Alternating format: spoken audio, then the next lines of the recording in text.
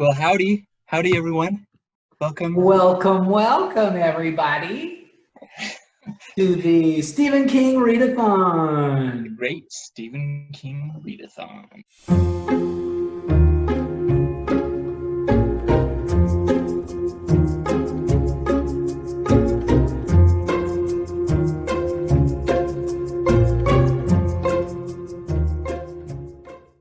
So people watching, if you don't know what we're doing, we're going through reading all of Stephen King's fiction in publication order. And if you want to check out some of our earlier videos, start at the beginning, click on the card above, and it'll be there. It'll be there. I hope. I promise. Yeah, it is. When I watch it, it's normally there. So. Oh, I see it actually. It's there right now. So like, comment, subscribe, share it with your friends, and hope you like Stephen King, because we're going to jump in. Salem's Lot, chapters 4 and 5. Jordan and I have been trying to figure out how can we, streamline these videos, cut the fat out, and make it just like easier to watch and not so long, basically. Because honestly, last week, we spent like an hour and a half talking about one chapter. It was ridiculous. So. Yeah, well, I think our goal is to try to tailor it to people that are reading along, too. And so It was kind of pointless last week because, like people already read what we told them. They read the chapter, and then they hear us tell the whole story of the chapter over again. So, so we're going to try something new where just one person is going to do a quick synopsis, 5-10 minutes maybe. I don't know. How long do you think? Something like that, right? Yeah. And we'll just kind of talk about it, and hopefully that'll keep our videos much shorter. And so here we go. I'm doing chapter 4, and then Jordan's going to do chapter 5. So I'm going to be checking my notes here a little bit. So at the beginning of chapter 4, we see the Glick family. Remember Ralphie? Do we know? Yeah, no. We introduced him. Yeah. The boys were attacked. It turns out Danny survived. He came home. They think that he might have leukemia because he's getting checked at the hospital and stuff, and they're kind of worried about him and stuff. He was like super low energy and can't like function normally. And then we jump to Ben Mears. So he helped in the search party looking for Ralphie Glick. The search went on for 3 or 4 or 5 days, and no sign of the boy. So everybody's kind of upset and getting hopeless, and it's scary. He comes home to find Susan making him dinner at the boarding house where he's staying. So, nice. Yeah, he's like, oh, wife material, right? But he's kind of distracted thinking about the Marston house. They go outside and he's distracted. He's trying to talk to her, or she's trying to talk to him. She's thinking about how she wants to say, I love you. And he's like too distracted, so she doesn't say it because he's just looking at the Marston house. And then that's kind of background, right? But then we jump into Lawrence Crockett, the real estate agent. And this is where like the bulk of the chapter happens. The more we get to know this guy, the more he reminds me. Have you seen Breaking Bad, Jordan? Dude, the lawyer in there? He's the lawyer. Yeah, the lawyer. He's like exactly like him. That's what I've been picturing this whole time. So this dude, Lawrence Crockett, is basically just Saul Goodman. He's like, when you first meet him, you're like, oh, he's just a businessman. But the more you get to know him, he's super unethical. He's like super greasy. The first line of his section talks about he's just sitting there in his office looking at his secretary's jahoobies again. And he's thinking about all the loopholes that he's exploited and the people he's screwed over to get where he is. He's like the wealthiest person in town, apparently. And he has done that at the expense of a lot of other like innocent people. So anyway, he gets a call from Mr. Straker, who we think is maybe a vampire or something. Seems like it. Yeah, Mr. Straker calls him, and he has like he's not like kind. He doesn't request. He's just very direct. He's like, hey, you need to get me a moving van with 2 movers and this and that. And like he kind of orders him around. And that was kind of part of their deal that they made before. that Lawrence Crockett has to provide stuff for Mr. Stricker whenever he needs it. So, yeah, he tells him he needs a truck with 2 movers down at the docks by 7 o'clock, and there's going to be a bunch of boxes, and he also wants him to provide 5 padlocks. And he gives him instructions to drop off all of the boxes except one at the business in town and put a padlock on the door when they leave, and then take the last box, which is supposedly a sideboard. It's really big, and then he tells him, drop it off on the side of the house. There's like a cellar. There's an entrance to the cellar. Put it down there, then leave the keys for the padlocks, and then put the 4 padlocks on the 4 different doors around the house. So the 2 movers are kind of creeped out. They're like, we don't want to go to the Marston house or whatever, but they're doing it and they're going to get money for it or whatever. They're checking out the boxes, and they notice that the big one that's going to the Marston house does not, supposedly it came from London, it was shipped from London. It does not have a customs stamp on it. All the other boxes do. So they're already noticing like there's something suspicious about this box, and it's wicked heavy. It's kind of interesting. It points out that like both of them felt like it was crazy heavy, but then both of them, when they were thinking about it later, realized like it really wasn't that heavy. It just felt like some sort of oppressive sort of force coming out of it. I don't know. It's kind of weird. Yeah. So they take all the boxes, and then they go to the house, and they start feeling super creeped out when they go down into the cellar of the Marston house. And it's something that they cannot explain. There's no reason behind it. They just are really creeped out. The one guy served in Vietnam, and he says that he never felt fear like that before. So they dump the thing. They feel it like shifting. When I was reading it, I was thinking maybe there's a body in there, or multiple bodies. That's what I was thinking. Maybe like a vampire, dude. Maybe that's or how maybe, the vampire. I didn't think about that. I thought it was maybe a victim, like a body of a victim, but maybe it's like a coffin with a vampire in it. That's what I was thinking, dude. I like that theory. I like that. Oh. So they go back to the truck, and they're both, they're like kind of not tough guys, but like they're guys, they're not going to be admitting that they're scared to each other. But then they remember, we didn't put the padlocks on the house, and we didn't leave the keys in the cellar. So they're like, I don't want to do it. Like, let's come back in the daytime. And they're like, no, we got to just do it. So they go put the padlocks around the house. But then the guy that goes into the cellar, into the basement to leave the keys, he's really like freaking out. And it's really well written. I like it was. And like, sorry, just a small thing. And like, no, neither of them wanted to go back in because they were already so freaked out. So they flipped a coin to go back in there. Oh, they flipped a coin to see who would have to go back inside the house. Yeah. So he goes down, and there's like a big rat on the table, like a really big rat, and it's looking at him. And it said it like he thought that it was like grinning at him, and he like tried to make some noise and stuff, and it wouldn't go away. I'm reading thinking like maybe that's, like vampires supposedly can change shape into bats. Maybe vampires can also change into like rats. I don't know. Maybe that's interesting. In rat form. I don't know. So this guy's name is Hank Peters, by the way, just in case we see him later. I don't know. Hank Peters takes the keys back. He sees the rat. He drops the keys, and then he sees a bundled up shirt and some jeans over in the corner, and also a sneaker. And then he hears a noise behind him, and he turns, and it's like the box that they had just dropped off earlier. One of the aluminum bands holding it like had broken and made a noise, and that's what made him jump. So then like he's just like, I'm getting out of here, and he takes off. And he like runs into they leave so fast. It says that they take the corner on 2 wheels. They're like in a moving van, and they take the corner on 2 wheels. This guy is freaking out. So then they go back to the real estate office. They talk to Lawrence Crockett, and here's where we get to see how like Crockett is not just a slime ball. He's like evil. Like, or at least potentially evil, I think. He tells him, he's like, I saw a shirt and jeans and a sneaker, and that's what that Ralphie kid was wearing when he disappeared. He's like, what if these guys had something to do with it? These guys in the house, whatever. And Crockett is just like, I've got a bad memory. I probably won't even remember this conversation tomorrow.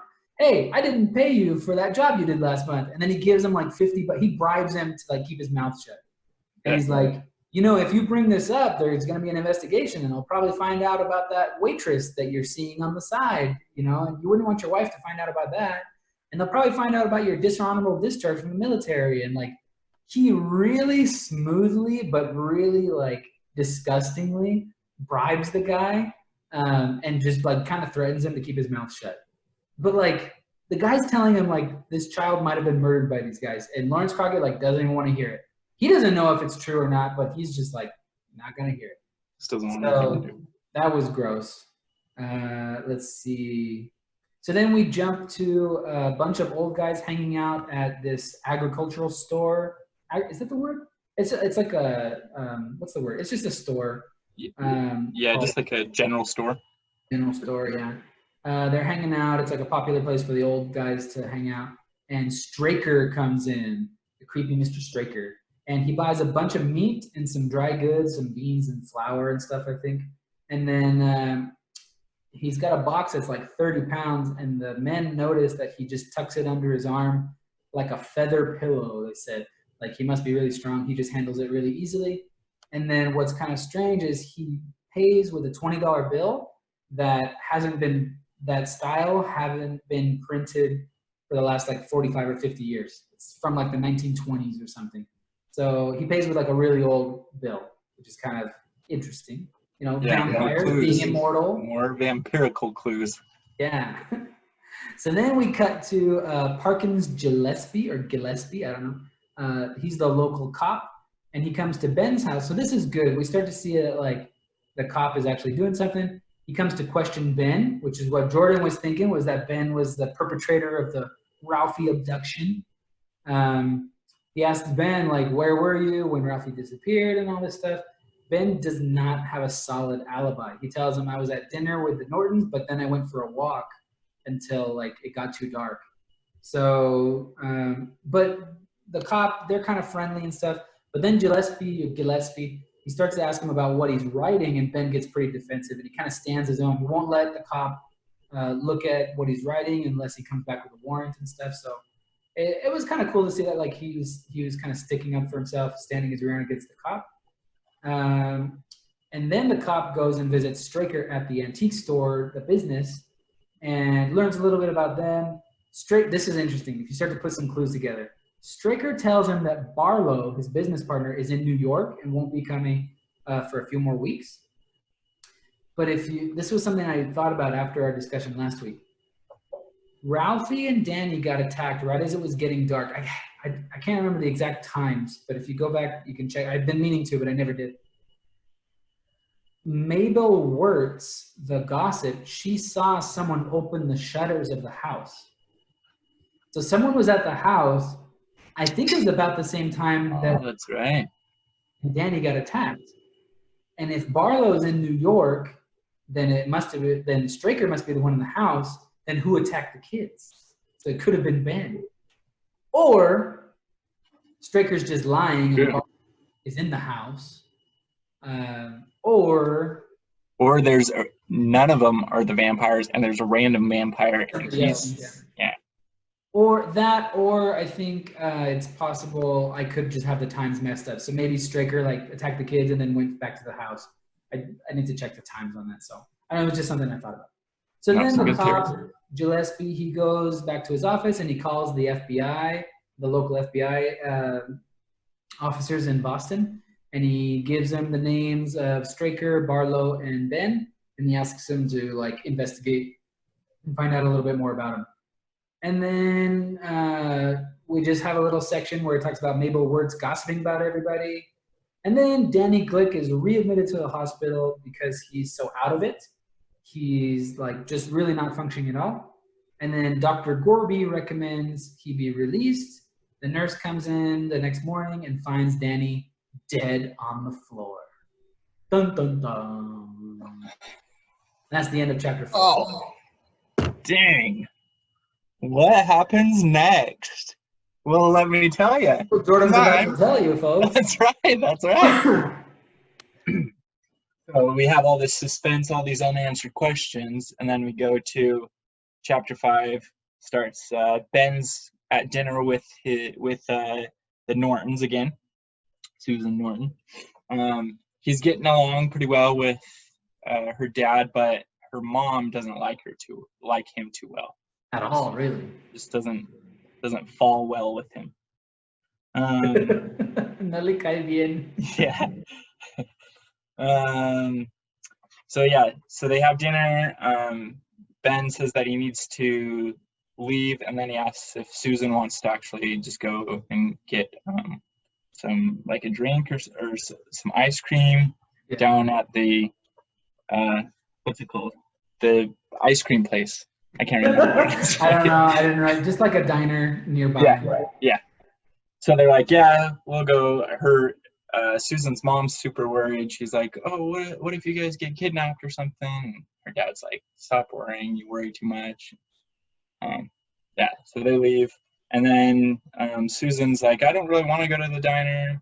I actually want to go to this park, just because that's what the kids that don't have enough money to go to the drive-in do when they want to just make out. So, like, whoa, okay, all right, Susan, back it up. You've only known Ben for a little while. So they go to this park. They're talking for a little bit. Start making out a little bit. Well, she asks him again what his book is about. Oh, that's right. If it's about the Marston house, but then while he's trying to think, she just starts kissing him. Yeah. Or she invites him to kiss her or something like that. And then they just keep going at it and go all the way and start doing it and have a real good time. So, and then he answers the question. Wasn't that their first kiss? Yeah. And she's just like, make love to me. Like, on the first kiss. Like, what the heck, Susan? Chill out. And I feel like they've only, I mean, I guess it doesn't matter, but they've only known each other for, like, what, no more than a couple weeks, right? Yeah, I think it's been a few weeks. Yeah. Somewhere around there. And she wanted to say I love you when they were in his apartment. I thought that was kind of weird. So they like to move fast. Yes, they do it. So let's see. So they ask what the book's about. Ben tells her it's kind of about the Marston house. Like, he came back just to kind of get through his fears. He never would have thought that the Marston house would have been sold. He thought that, like, could have been torn down or something. So he came back just to write a book, like maybe go in there, at least get some sort of like in touch with the closure horror that went on there. Yeah. So he's not exactly sure what his book's about yet, but that sort of thing. Then we learned that the Marston guy he didn't actually own a truck business. He was actually part of the mafia. Pretty bad dude. Killed tons of people. He was a contract killer. Contract killer, yeah. The trucking company was just a cover. Right. And Susan was like, wait, how do you know that? And he said that he went and talked to Hubie's sister. Hubie's wife's sister. Hubie's wife's sister, which was still alive. And she remembered, like, the police were investigating him and all this stuff. And he went to the Marston house to just kind of lay low. Well, so he was a contract killer. And then there was, he got investigated once and he was able to get out of it. It was like he killed somebody for the mob. But then later there was another murder that he was linked to, but it was not a contract. It was like an 11-year-old kid, and he had been like completely mutilated, and it was like really gruesome and evil. And so the police like thought he did it or whatever. And then his bosses, the mafia, they helped get him off of the charges and stuff. But then they helped him like retire into obscurity so that he wouldn't cause any trouble for them anymore, because they saw him as sort of a liability, I guess. So that's why he went to Jerusalem's Lot, because he had, like, at least we're pretty sure, he had murdered a little kid. And then so, like, that's why he was there in the first place. And they're just saying, like, that house is just kind of been haunted forever. It's kind of just like a thing that's kind of laid over the town for a long time. So Hubie's wife's sister was like, I've known only two evil people in my lifetime, like Adolf Hitler and Hubie Marston. So it tells how bad of a guy he is. Yeah, because in the years that they lived there in Salem's Lot, Ben is kind of piecing things together, and he's not really certain, but he has his theories. And he says that in the 11 years from 1929 to 1930, no, what was it? 28 to 39, 1928 to 1939, that there were 4 kids that went missing. Oh, and yeah. None of them were ever found. And he thinks that Hubert Marston killed him like he did the other kid that caused him to come here in the first place. So then he has like this theory that like the evil of Hubert Marston is still there, and it causes anybody who like gets involved in the house to like commit evil or something like that. So he thinks that Ralphie, the little kid, was taken by somebody being influenced by the evil of Hubert Marston. That's right. Yeah. So, that's kind of the basis of his book, because he's not exactly sure what it is. It's just some sort of evil that he wants to write about. And we're getting into the. I'm glad we're finally seeing a supernatural element in the story, because like we still haven't heard anything about vampires. Like we know this is supposed to be a vampire story, right? Like they haven't been mentioned once, so I'm really curious to see how they're going to be introduced. Yeah. I think if I were reading this book and didn't know it was about vampires, I would just be wondering like, what the heck is going on? You know, like what's going to happen? I don't know. Yeah, well, I think that, I mean, it's written in that way. Like, I'm sure when it was first published and people didn't know the basis of it, it'd be like, oh, this is crazy. Like, all these things are happening. I almost think if we didn't know about that it was about vampires, it would be a little bit more creepy, just because there's even more unknown. I don't know. I guess it's since we know that there's vampires, it's kind of a, oh, when is they going to show up sort of thing. Yeah. I think if you didn't know, well, I don't know, because we haven't seen how they're introduced yet. But like, I hope it makes sense, because it seems like if I were reading this and I didn't know what it was about, if all of a sudden it starts mentioning vampires, I would think it really came out of nowhere. So I wonder if it's gonna come out of nowhere, or if it's gonna be like it's gonna like make sense with the clues that we've seen so far. I don't know. Yeah, that's true. So and then what happened, Jordan? Tell me more.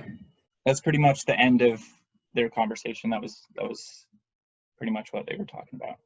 Just Hubie Marston and the Marston house. Then there's a small section that says Ann Norton called down to that diner, and the owner hadn't seen him, so she was like, well, they were supposed to be down there. Now she's getting all worried, and she doesn't like Ben even more, because she's like, well, what's going on? I thought they were supposed to be going down there. I was worried about this, and now my fears are coming true. So then after Ben drops Susan off, he goes to Dell's, which is a roadhouse, which I thought was kind of interesting. Small side note, in Carrie, they're always talking about roadhouses and how they're pits of evil. Yeah. Dens of degeneration. Interesting how they're just talking about all this evil, and then he goes to a roadhouse. So he drives down there, he goes to the roadhouse, he meets up with Weasel. I guess he doesn't meet up with him, but he sees him at the bar. He's talking to him a little bit. We met Weasel earlier on. He's in the same hotel that Ben's at. Just kind of this older guy. And so he meets up with him. They're talking a little bit. They share a couple beers. Then Weasel introduces him to the school teacher that we also met last chapter. And they're talking a little bit too. The school teacher asks Ben if he'll come to the school and do kind of like this is my career to his students, just because he teaches English to his students. And Ben's like, yeah, of course. Speaker for his class. Yeah. Ben's totally up for that. And the bartender says that Weasel's passed out in the bathroom. So they go and help Weasel. And Ben puts him in his car, starts heading back. Ben has this really weird thought as he's driving back, is like, these roads are evil now, or these roads are haunted. And he's like, I don't know why I thought that. It's just a small little pop in his head. And then he gets back to his house or his hotel. He brings Weasel up, and then the owner helps put him to bed. That's it. Let's dig into the meats. I thought it was interesting, kind of funny, and so real. Like, I love Stephen King. He writes so realistically. When he meets the school teacher, the teacher tells him, like, so is your book about the Marston house? And Ben, like, kind of is like, what? And like, he doesn't know how people have figured that out, because I think Weasel asked him the same question. So like, oh yeah, right after he told Susan, he finally admits that, like, yes, my book is basically about the Marston house, at least somewhat. Then like 2 different people ask him, like, is it about the Marston house? And he starts to get like paranoid.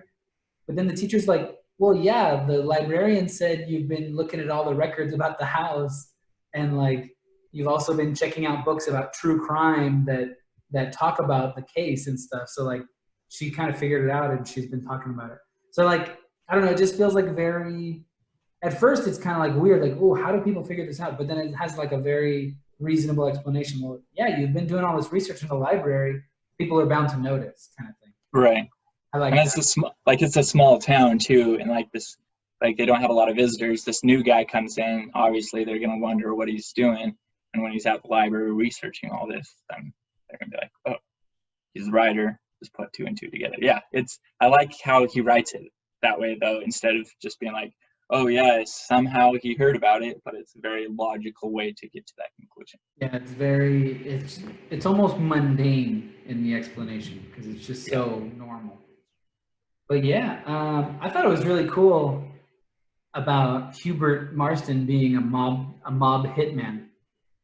I know, I didn't see that coming at I all. want to learn more about that.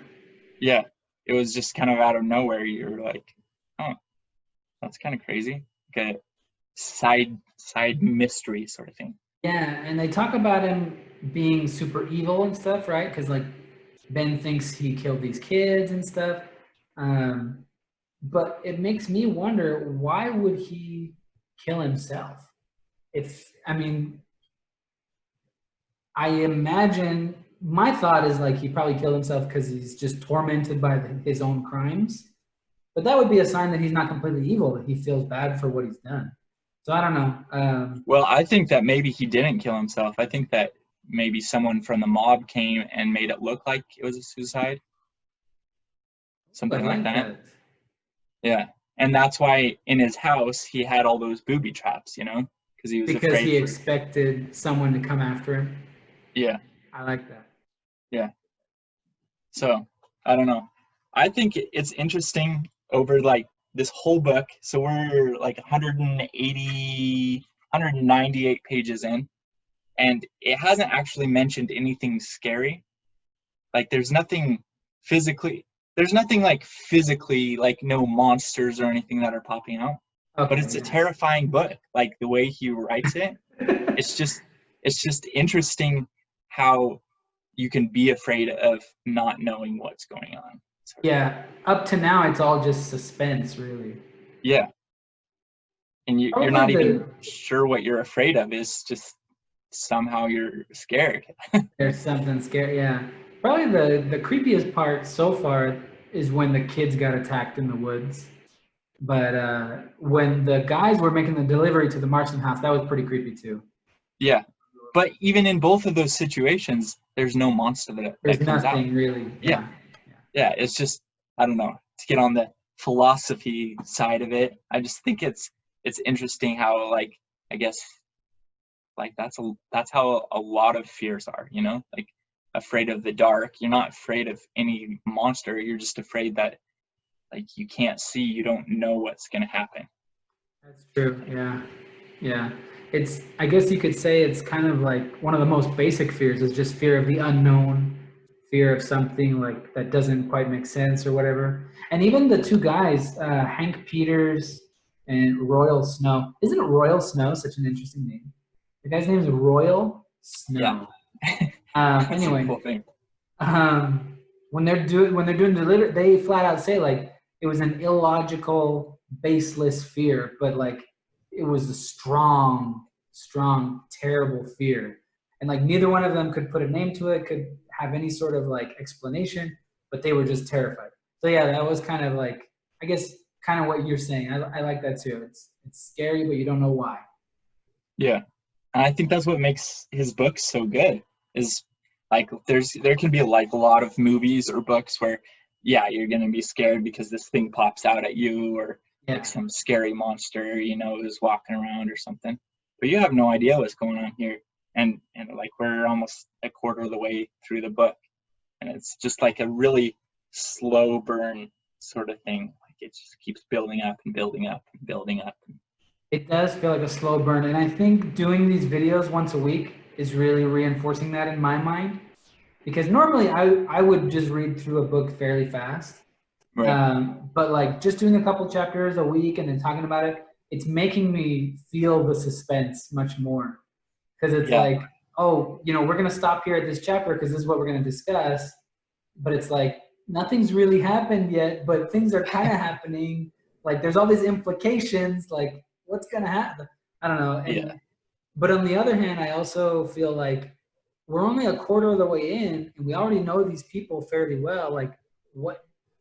I kind of the same thing in Carrie. How I felt in Carrie. Like how much more is the rest of the book just going to be action and like violence and attacks, or is it going to be a lot more buildup and then like just the end? Like I don't know, but I feel like there's still a lot more to come because we're only about a quarter of the way through. Right. Yeah, it's just setting the story up, and you don't really know where. Like it's even in the last chapter, is still introducing characters. So it's still got a long way. But yeah, I'm excited for it, dude. There's a YouTuber guy. He does a lot of book reviews. His name's Daniel Green. I like him a lot. I like his videos. And he did a video all about Stephen King. He likes Stephen King a lot. And he talks about how Stephen King creates this feeling like what makes him so good is that you really get inside the characters' heads. And I was thinking about like that's really true that we've seen so many. Typically, most authors, they have a few different main characters and like that's who you see the story through their eyes. But like in chapter 3, it's a perfect example. We saw like 20 different characters in one chapter, and it was kind of jarring jumping around, but at the same time, you really get to know them and you're in their head, and it's like a large cast of characters, and you just feel like I think that's what makes it feel so real. You're not just going through one character. It's like you know the whole town, and you know pretty much everybody in the town. It's kind of crazy. That's true. That's an interesting point. So you kind of feel like you're one of the townspeople almost. Yeah. And it makes the terror even more real because you're like, I'm here in this town. There's something out there coming to get me. Oh. Yeah. What was that? What else was I going to talk about? I thought it was really sad that Danny Glick died, and but it was also kind of interesting that like after he died, we didn't see anything else about him or his family. We just see the townspeople talking about his family and about how the family must be so upset, they must be so sad, they must be heartbroken, they must be going crazy. But we don't actually get to see his parents' reaction to him dying. Yeah. And it makes me wonder, a lot of the symptoms that he had, I am not a medical expert at all, but it seemed, and the doctors that were treating him, they said a few things about like his blood cells and all this sort of stuff. It seemed like he was suffering from like some sort of anemia or like lack of blood or something like that. I think that's why they were initially sort of skeptical, wondering if maybe he had leukemia. So like where a vampire bit him and took his blood. That's where what you I was going with thinking. That's where I'm going. That's what I was thinking. That like maybe, but I'm just wondering, how traditional is the vampire in this story? Because traditionally, the vampire bites you, you become a vampire, first of all, and secondly, like you're missing some blood, but then that blood would come back. Like if you don't become a vampire, then that blood would just be, your body would create more blood and you would be fine. But the kid, like, he keeps getting worse.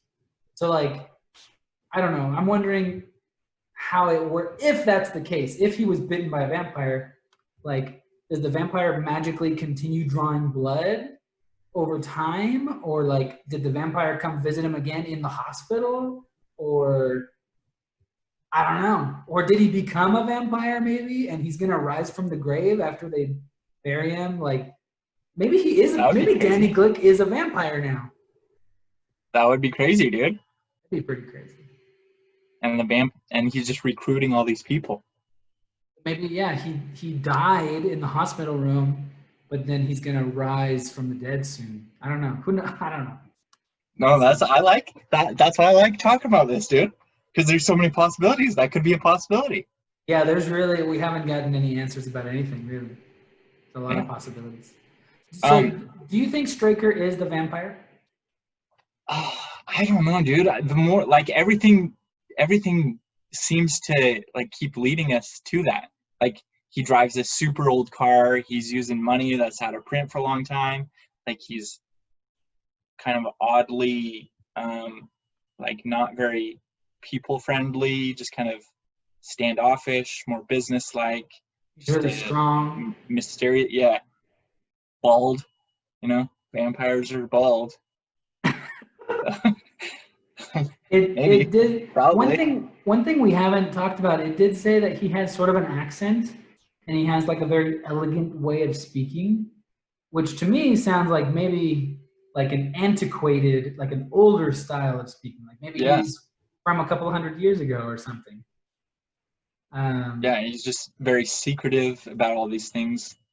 I mean, if he's not the vampire, he's got to have something to do with the vampire. So I keep thinking about whoever was in the cemetery, like invoking the vampire, like, calling and, sacrificing the kid and all this stuff. If that was Mr. Straker, let's say, then would he be calling his business partner, Mr. Barlow? Like, are they both vampires? Do you think Barlow is already in the town and just hiding in the house? Or do you think he really is, was it London, I think they said he's? I don't know. He's supposedly out of town. In London on a buying trip. No, he's in New York. New York on a buying trip. Said that they had done business in London, but Mr. Barlow is currently in New York. That's right. According to Mr. Straker. But if he's even real. That's another point, yeah. If he's even a real person. I kind of think Barlow is in Jerusalem's Lot already. Yeah. That's my suspicion. All right. So I looked up on it has like a sort of like a physician's note when Danny dies. And I looked up on the it has like the address of where he was at. It has the area code of Maine. So I looked up in Maine where Jerusalem's Lot is supposedly supposed to be. And it's just this really creepy, like wooded area, and it's interesting. Super interesting. Yeah. That's cool. Yeah, it's a super small county where the area code is, but it's pretty far away from other places. So side note, I thought that was really interesting. Yeah. Probably my favorite thing that we read this last week was the Hank Peters getting like bribed by Lawrence Crockett, because he was really scared, and he thinks that he found evidence of Ralphie being murdered, and that like that his clothes were in the house. So I'm really looking forward to seeing what he does. I'm hoping that he tries to go to the authorities or something, and I'm guessing he's going to get killed by a vampire. Are you saying Hank? Hank Peters, yeah. Hank, yeah. The moving guy that left the keys on the table. I'm guessing he's going to get killed by a vampire. Yeah, dude. That was such a scary part. It was good. Yeah, it was. Anything else? I don't know. I have a bunch of cool stuff this time, dude. Yeah, I mean, there wasn't anything like too crazy other than poor Danny died. The creepiness of the cellar at the Marston house, and then we learn we learn that Ben actually is writing the book about the Marston house, and that Hubie Marston was a contract killer for the mob. Yeah. I'm thinking more that Ben's like a good dude. You don't think he's the vampire? No, I don't think he's the vampire. I don't think he murdered the kids either, so. Yeah, I think Ben's in the clear. Probably. Yeah. But he doesn't really have a solid alibi. That's true. Yeah, he's probably the vampire and killed the kids. And he Yeah, you're right. But you just instantly flip flop, change your mind. No, you're right. And he had sex with a much younger woman than himself after their first kiss in a public park at night. Yeah. Crazy. But it was consensual, so. It was consensual, yes. Yeah, yes. It's totally fine. In a public park, really? Like, really? People like to do freaky things, dude. I guess so. I'm a prude. Well, I would never do that, but I'm just saying. Yeah, it is weird. You're right. Maybe we should just stop talking about this. Let's go back to the murder and the missing children. Yeah.